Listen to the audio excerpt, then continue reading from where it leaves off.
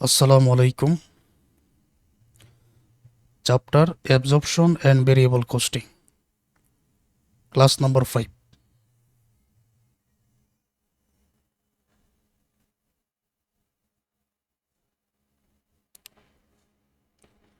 Shobuj Limited is comparing its present absorption costing practice with variable costing method. সবুজ limited বর্তমানে absorption costing এর সাথে variable costing মেথডের তুলনা করতেছে। An examination of its records revealed the following information. নিচের তথ্যগুলো থেকে একটা পরীক্ষা হবে, যেখানে দেওয়া আছে বাজেটেড প্রোডাকশন 45,000 ইউনিটস, মানে যেই পরিমাণ প্রোডাকশন হওয়ার কথা সেটা হলো 45,000 units. Budgeted fixed factory overhead 1,35,000, তার মানে এটা হচ্ছে টোটাল, যেহেতু পার ইউনিট দেওয়া নেই।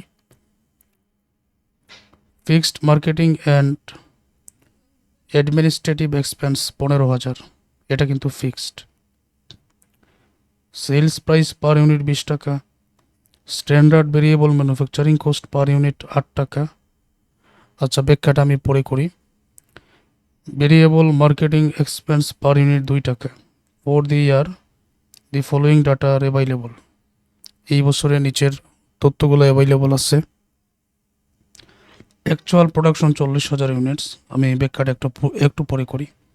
অ্যাকচুয়াল সেলস আছে 35,000 units. Finished stock inventory opening 2,000 units. Unfavourable variance from standard cost 8,000। Income statement করতে হবে, রিকনসিলিয়েশন স্টেটমেন্টটা করতে হবে। তাহলে প্রশ্নটার মধ্যে লক্ষণীয় বিষয় হচ্ছে এই যে বাজেটেড প্রোডাকশন 45,000 ইউনিটস একটা, মানে যে পরিমাণ উৎপাদন হওয়ার কথা ছিল, বাজেট ছিল। Actual production 40,000 unit. Budgeted production 45,000 unit, 45,000 উৎপাদন হওয়ার কথা ছিল, তবে অ্যাকচুয়ালি যেটা হয়েছে 40,000 ইউনিটস। তোমাদেরকে মনে করিয়ে দিচ্ছি, বাজেটেড প্রোডাকশনের আরও একটা নাম আছে, নর্মাল প্রোডাকশন অথবা নর্মাল ক্যাপাসিটি। এখন তোমাদের মনে হয়ে গেছে, এগুলো তো আমরা আগের ক্লাসেও করেছি। ঠিক তাই, তাহলে বাজেটেড প্রোডাকশন এটার নাম হচ্ছে নর্মাল ক্যাপাসিটি অথবা নর্মাল প্রোডাকশন, যে কোনো নামে তুমি এটা বলতে পারো। আচ্ছা, budgeted fixed factory overhead 1,35,000, okay. Fixed marketing and administrative expense 15,000। Sales price per unit 20 টাকা। Standard variable manufacturing cost per unit 8 টাকা। ওই যে standard variable manufacturing cost per unit 8 টাকা, তো এটার মধ্যে তো 3টা অন্তর্ভুক্ত। এই 3টা যে অন্তর্ভুক্ত, এটা তো নতুন করে বলার কিছু নাই। ওই 3টার নাম কি? Direct material, labour, variable factory overhead, এই 3টা, তাই না? আর আরেকটা যেটা প্রয়োজন, ফিক্সড ফ্যাক্টরি ওভারহেড বাহির করব কিভাবে? এই যে 1,35,000 আছে না, এটাকে নর্মাল প্রোডাকশন বা বাজেটেড প্রোডাকশন দ্বারা ভাগ করতে হয়। আমরা তো জানি, আগের অঙ্কের মধ্যেও দেখেছি, যদি অ্যাকচুয়াল প্রোডাকশন আর নর্মাল বা বাজেটেড প্রোডাকশন দেওয়া থাকে, তখন ওই বাজেটেড প্রোডাকশন দ্বারাই ভাগ করতে হবে বা নর্মাল প্রোডাকশন দ্বারাই ভাগ করতে হবে। এটা আমরা ভালো করেই জানি। আচ্ছা, এখানে সেলসের পরিমাণও আছে, ওকে। এখানে আর কি কি আছে দেখি। ভেরিয়েবল মার্কেটিং এক্সপেন্স আছে পার ইউনিট 2 টাকা করে। আচ্ছা, তো ওপেনিং ইনভেন্টরি, এই যে ফিনিশড স্টক, তৈরি পণ্যের ওপেনিং ইনভেন্টরি 2,000 ইউনিট আছে, তো এটা opening. Unfavourable variance from standard cost 8,000। Standard কোস্টের একটা আনফেভারেবল ভেরিয়েন্সও পেয়ে গেলাম, যেটা কোথায় কি করতে হয় আমরা নিয়ম দেখে অঙ্কটা সমাধান করে নিব।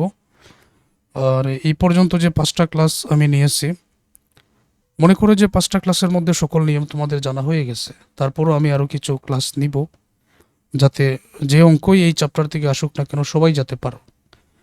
আমি আশা করছি আমার ক্লাসগুলো তোমাদের পছন্দ হয়েছে, কারণ ক্লাসে আমি বেশি সময় নিচ্ছি না। আচ্ছা, তারপর যে ওয়ার্কিংগুলো করতে হয়, ওই যে এন্ডিং ইনভেন্টরি নাকি বিগিনিং এই সেলস, এগুলো কোনোটা কি এখানে নেই, এরকম কিছু আছে কিনা আমরা লক্ষ্য করে দেখতে পাচ্ছি। অঙ্কটার মধ্যে বিগিনিং আছে, সেলসের পরিমাণ আছে, প্রোডাকশন আছে, তাহলে এন্ডিং ইনভেন্টরি নাই, এন্ডিং ইনভেন্টরি বাইর করে নিব, এটার সূত্র আমাদের জানা আছে। 2 নম্বর যে ওয়ার্কিং, 2 নম্বর ওয়ার্কিংটা হচ্ছে ওই যে manufacture cost per unit, standard variable যেটা, এটার মধ্যে 3টা দেওয়া, এটা তোর আলাদা করে বাইর করার প্রয়োজন নাই। তার সাথে যোগ হবে এই যে ফিক্সড ফ্যাক্টরি ওভারহেড 1,35,000 যেটা, এটাকে 45,000 দ্বারা ভাগ করে উত্তরে পাওয়া যাবে 3, তাহলে 8 যোগ 3 অ্যাবজর্পশন কস্টিংয়ের জন্য হবে 11। এটার নিয়মটা একবার দেখিয়ে দিই।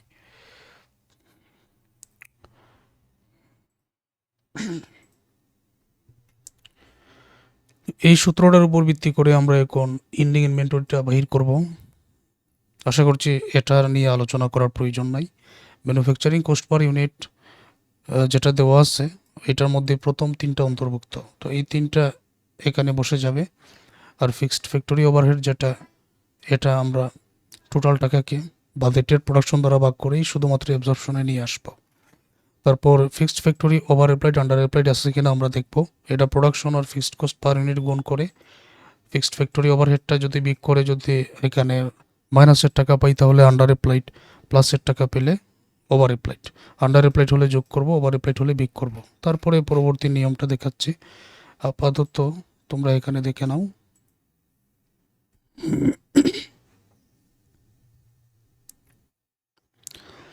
এন্ডিং ইনভেন্টরি, বিগিনিং ইনভেন্টরি আছে 2000, প্রোডাকশন আছে 40,000 অঙ্কের মধ্যে। তো বিগিনিং ইনভেন্টরি কোথায়? এই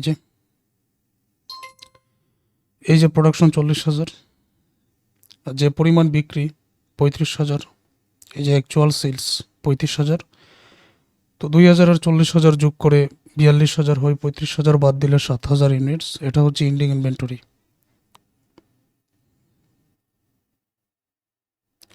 পরবর্তীতে calculation of cost per unit under absorption কস্টিংয়ের জন্য standard variable manufacturing cost per unit 8 টাকা যেটা, এটা তো ভেরিয়েবল কস্টিংয়ে যাবে। আর standard fixed factory overhead per unit, এটা বাজেটেড ফিক্সড ফ্যাক্টরি ওভারহেডকে বাজেটেড প্রোডাকশন 45,000 দ্বারা ভাগ করে 3 টাকা নিয়ে এখানে যোগ করা হলো। আশা করি তোমরা জানো যে এটা কিভাবে হয়েছে। আমি অঙ্কের নিয়মে যাচ্ছি, এগুলো সমাধান তো করবো। তার আগে আমি fixed factory over applied under অ্যাপ্লাইডটা যদি এখানে বাইর করে নেই ভালো হয়। তো fixed factory over applied under applied কী আছে এখানে একটু দেখি। অ্যাকচুয়াল প্রোডাকশন আছে 40,000, ওকে, গুণ করতে হবে ফিক্সড ফ্যাক্টরি পার ইউনিট দ্বারা। তো পার ইউনিট ফিক্সড ফ্যাক্টরি এই যে 3 টাকা পাইছে,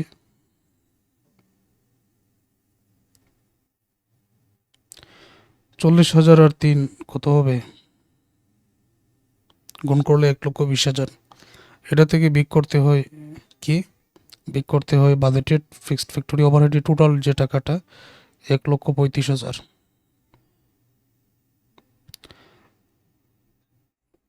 প্লাসের হচ্ছে 1,20,000, মাইনাসের 1,35,000।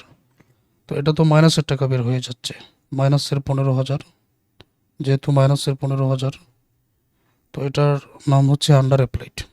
আন্ডার অ্যাপ্লাইড যেহেতু, তাহলে টাকাটা যোগ হয়ে যাবে। তো তোমরা মনে রেখো আমি এখানে 15,000 বাইর করছি, আর এগুলো আমি কেটে দিচ্ছি, কারণ ক্লাসের পরে পেইড কোর্সে যারা ভর্তি আসছো তোমাদেরকে এই পিডিএফটা আমি দিয়ে দিব। যেরকম দেখতে পাচ্ছ ওইরকমই পাবে, সম্পূর্ণ সমাধান সহ। এবার আমরা সরাসরি যাচ্ছি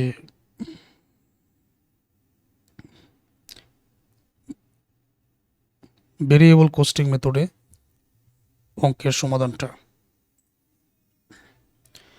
তাহলে সেলস রেভিনিউ প্রথমে তো আনবই, variable cost of goods sold লিখে beginning inventory, production, closing inventory, এগুলো তো আনবো। আমাদের অঙ্কের মধ্যে আবার স্ট্যান্ডার্ড কস্ট একটা আনফেভারেবল আছে, এটা এখানে যোগ হয়ে যাবে। ফাইনালি গ্রস কন্ট্রিবিউশন মার্জিন পাবো। আচ্ছা, এতটুকু আগে করি। তো এখানে বিগিনিং ইনভেন্টরি, প্রোডাকশন আছে 40,000, সেলস আছে 35,000, বিগিনিং ইনভেন্টরি আছে 2,000, এন্ডিং এখানে বাইর করছি 7,000, তাই না? তারপর আর কি, এই যে সেলিং প্রাইস পার ইউনিট 20 টাকা, ভেরিয়েবল কস্টিংয়ের জন্য 8 দ্বারা গুণ করব, অ্যাবজর্পশন কস্টিংয়ের জন্য 11 দ্বারা গুণ করব।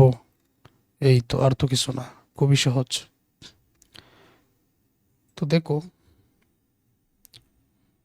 সেলস 35,000 20 দ্বারা গুণ 7 লক্ষ।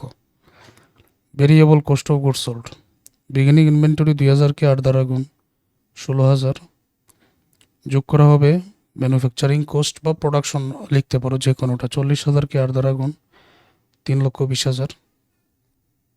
তো এই দুইটা যোগ করে 3,34,000। এন্ডিং ইনভেন্টরি 7,000কে 8 দ্বারা গুণ 56,000। একটা কথা মনে করিয়ে দেই, যেহেতু তোমরা আগের ক্লাস দেখেছো তাই আমি আর বিস্তারিত ব্যাখ্যা করতেছি না, কারণ একই ব্যাখ্যা প্রতি ক্লাসে করার প্রয়োজন নাই। আমি ধরে নিয়েছি যে তোমরা আগের ক্লাস ধারাবাহিক দেখেছো, তারপরে তোমরা এই ক্লাসটা দেখতেছো।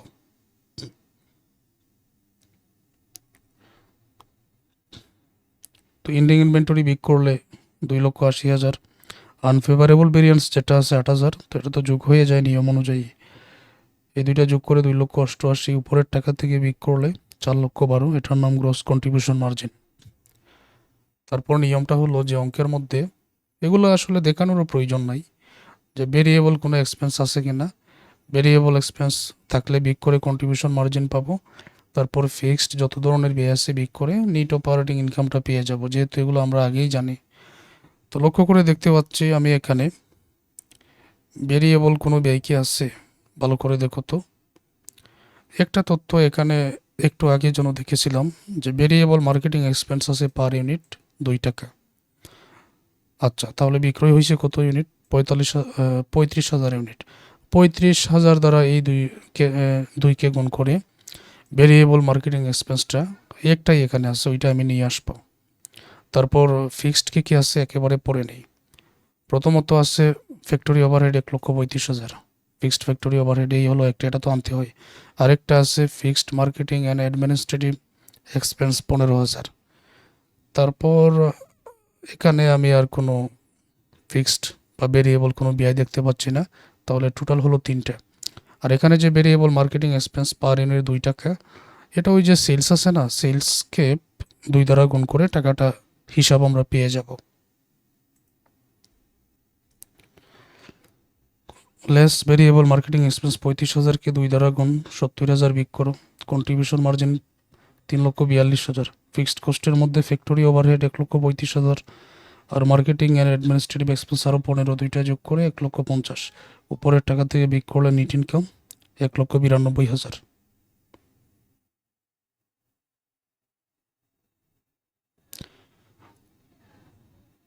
তো এটা ক্লিয়ার? তো এখন আমি যাচ্ছি পরেরটাই, অ্যাবজর্পশন কস্টিং। একই নিয়ম, সেলস রেভিনিউ আগেই আনবো। কস্ট অফ গুডস সোল্ড লিখে beginning inventory, production, closing inventory. বর্তমান অঙ্কটার মধ্যে ফিক্সড ফ্যাক্টরি এই আন্ডার অ্যাপ্লাইড তো আছে একটা, আবার আনফেভারেবল আরেকটা স্ট্যান্ডার্ড কোস্ট আছে, দুইটাই কিন্তু এখানে আসে। গ্রস মার্জিন পাওয়া যাবে। তারপর এখানে অপারেটিং এক্সপেন্স বলে যে ব্যয়গুলো আছে ফিক্সড ফ্যাক্টরি ওভারহেড ছাড়া, এগুলো সবগুলাই নিয়ে আসো। সকল তথ্যই তো আমাদের জানা আছে। আর এখন গুণ হবে 11 দ্বারা, ওই অ্যাবজর্পশন কস্টিং এর ওইটা দ্বারা।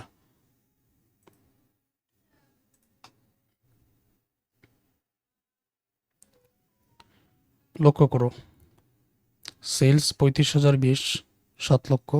Cost of goods sold beginning inventory 2,000 গুণ 11, আগে ছিল 8 দ্বারা গুণ আর এখন 11। প্রোডাকশন যোগ করা হয়েছে 40,000 গুণ 11, যোগ করে এই মানটা। এন্ডিং ইনভেন্টরিটা বিক করো 7,000 গুণ 11, বিক করলে এই মানটা পাবো। Unfavourable variance from standard cost 8,000, এটা যোগ হয়।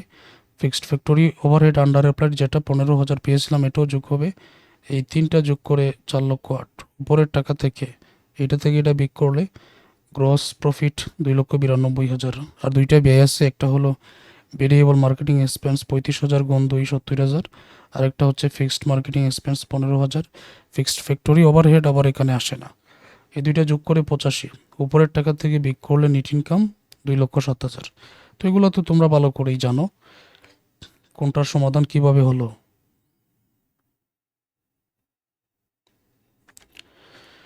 আচ্ছা, তারপরে রিকনসিলিয়েশন স্টেটমেন্টটা কিভাবে করতে হয় দেখো।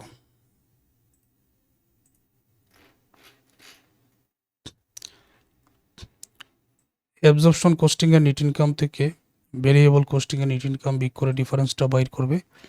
তারপর এন্ডিং থেকে বিগিনিং এই ইনভেন্টরির টাকাটা বাদ দিয়ে অ্যাবজর্পশন কস্টিং ভেরিয়েবল কস্টিং এর আলাদা করে ডিফারেন্স এখানে বাইর করব। তো লক্ষ্য করে দেখো, ভেরিয়েবল কস্টিং এর net income 1,92,000, ending inventory 56,000, beginning inventory 16,000। Absorption costing এর নেট ইনকাম 2,07,000, বিগিনিং ইনভেন্টরি 22,000, তারপর এন্ডিং ইনভেন্টরি 77,000। এই তিনটা তথ্য দিয়েই বর্তমানে রিকনসিলিয়েশন স্টেটমেন্ট ওইটার কাজ। অ্যাবজর্পশন কস্টিং এর নেট ইনকাম 2,07,000, ভেরিয়েবল কস্টিং এর 1,92,000 বিগ করলে 15,000।